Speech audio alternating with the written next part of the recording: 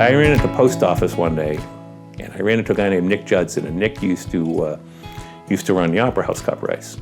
And he said, you know what would be a good film? Something on the Opera House Cup. Well, in the old days at the Opera House, it wasn't what it is now. You could pick up a wooden boat cheap.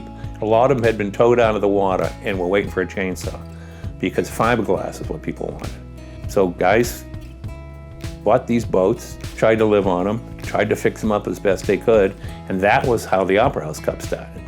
There was, a race, and it started at the restaurant called the Opera House. Guys sitting on the bar talking about, let's have a race. But I didn't want to be the guy who makes movies about the good old days. So while we did part about the Opera House Cup, it kind of starts here. We only did that because we wanted to tap into the feeling of a wooden boat and trying to hold it together. So it was very catch as catch can, and I liked that feeling about it.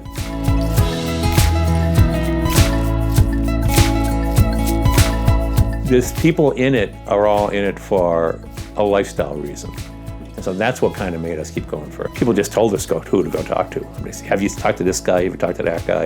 And then we went over to the vineyard and sat down with a couple of boat makers there, Gannon and Benjamin, who people had told us were the best boat makers on the East Coast. They couldn't have been more gracious, and they let us hang around with them and watch them work. And then they mentioned somebody else. We went there, and then somebody mentioned Steve White, and we drove all up to Maine.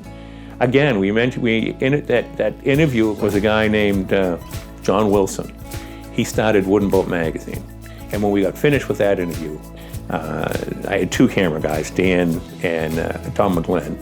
And Tom said to me, this is the guy, he's the whole film now. And, it's a good feeling to have that and know you have it so you can build everything else around it.